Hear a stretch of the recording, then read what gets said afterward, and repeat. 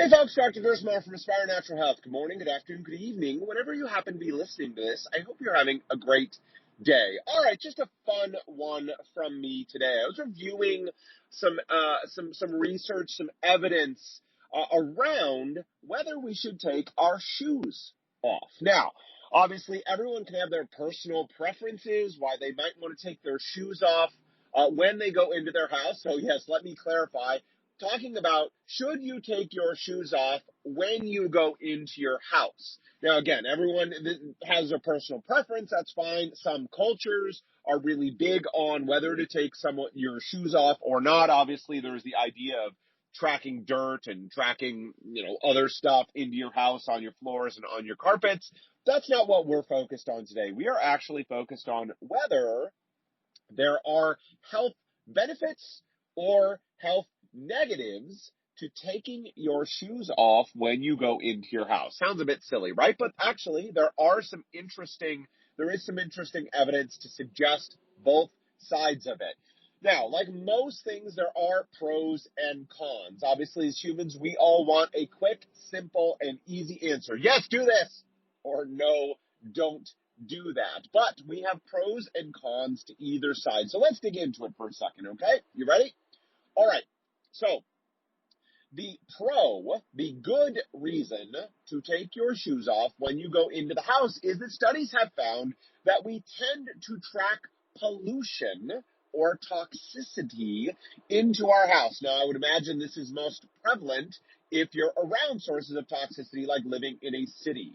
Did you know one common example of toxicity is from cars? So when we drive our cars, driving on the road flakes off little bits of dust and small particles from our tires. Also, when we apply our brakes, and that also flakes off dust and small particles from our brake pads. So, being around cars, roads, and especially highways, there is actually a small cloud of dust that comes off of our cars containing different heavy metals and other toxins. Just one small example. Obviously, if we're around parks or we're around footpaths or people are spraying fungicides, herbicides, other weed killers and things, depending on when they were sprayed, and we walk through the area, we can pick these things up on our shoes as well.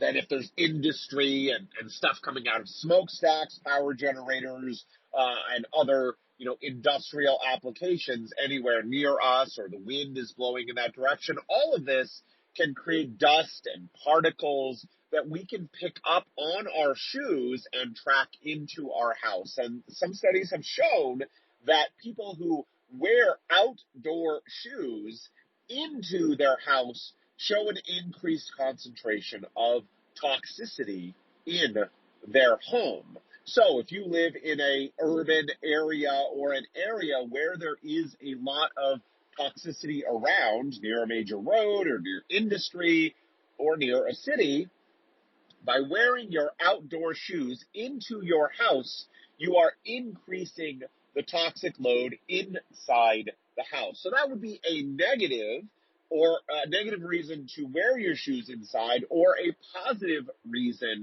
to take off your shoes. And I know many doctors who are focused on the toxicity angle and the problems that toxicity causes for people very much advise people to take off their shoes, or if they want to wear shoes inside, to have an indoor pair of shoes or slippers that you change into or wear when you come into your house. Now, on the flip side, are there positive reasons to wear your outdoor shoes indoors? And the answer is yes. So in my particular area of fascination, the microbiome, or the bacteria that live inside of us, studies have consistently shown that bringing the outdoors inside improves the microbiome.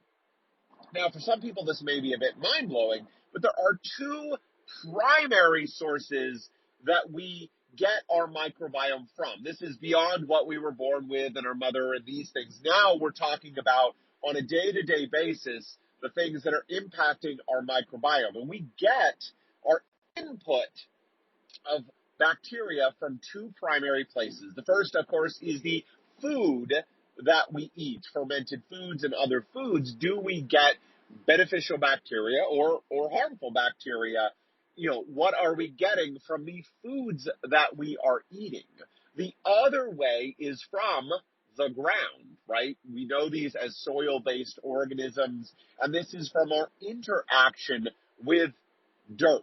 So our ancestors, of course, who used to live around a lot more dirt, whether it was hunting, whether it was farming, obviously not all the roads were all paved over, and there was a lot more dirt exposure in our ancestors' lives. Now, for good and for bad, we are not exposed to nearly as much of that as we used to be.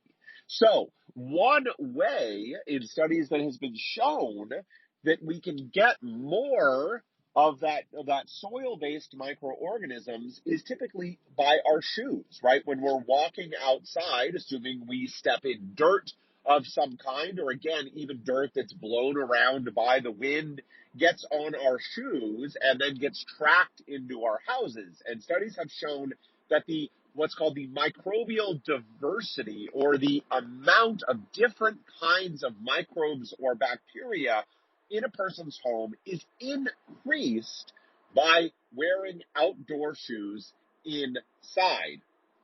Now, it's not just outdoor shoes. Of course, studies have also shown that having open windows, again, allowing dust and other things from the outside to blow into our house, increases the microbial diversity. Having pets, particularly dogs have been most studied, but having pets that go outside and they get into the dirt and then track it inside our houses also increases our microbial diversity. So is there benefit to letting more of the outside come in? Yes, we increase our exposure and the microbial diversity around us. So like many things, it's not a simple and easy answer. Outdoor shoes bring some of the outdoors inside with us. And unfortunately, that means increasing toxicity for people. But it also, on a positive side, means increased bacterial exposure. So, should you wear your outdoor shoes inside? Well, listen, I'm not going to tell you if personally you don't like to do it or culturally it's not something that you want to do, then of course don't do it.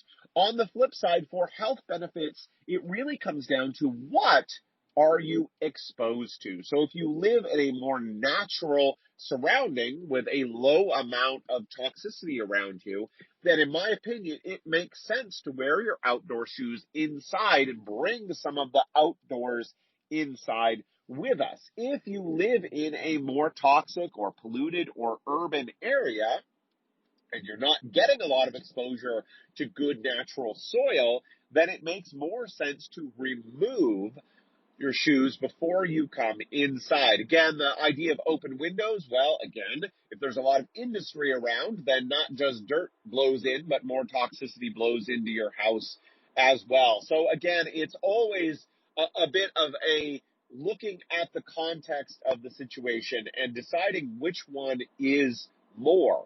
Now, if we can't get as much dirt exposure, we can do things like getting outside into natural places. Parks, again, like we talked about, a bit of a mixed bag if they spray a lot there. But again, all this to come to, folks, is we can only do our best. Ideally, we want to get out into as natural surrounding as we can, as often as we can.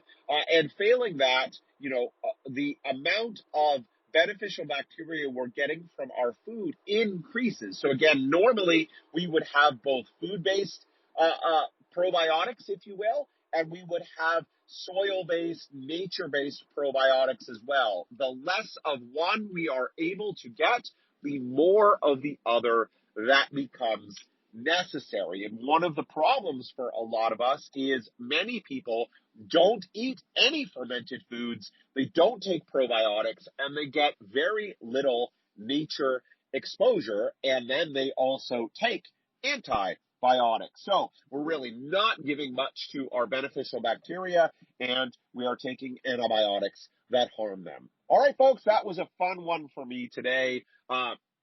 Obviously not something to get yourself up in a twist about, but looking at your natural surroundings, not just your natural, looking at your surroundings and thinking about, is there more natural microbial exposure you could get, or are we looking at more toxic exposure? And that is going to guide us on whether we want to bring more of the outside in, or unfortunately keep more of the outside out.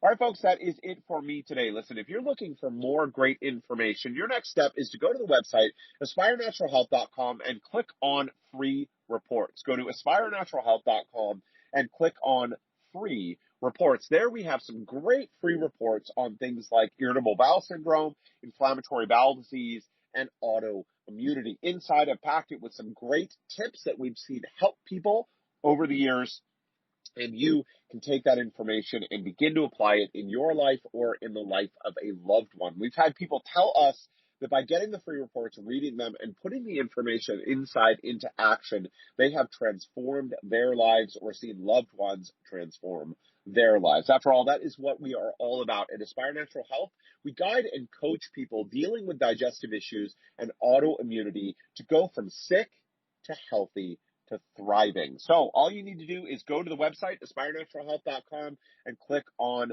free reports. All right, folks, that is it for me today. Until next time, take care.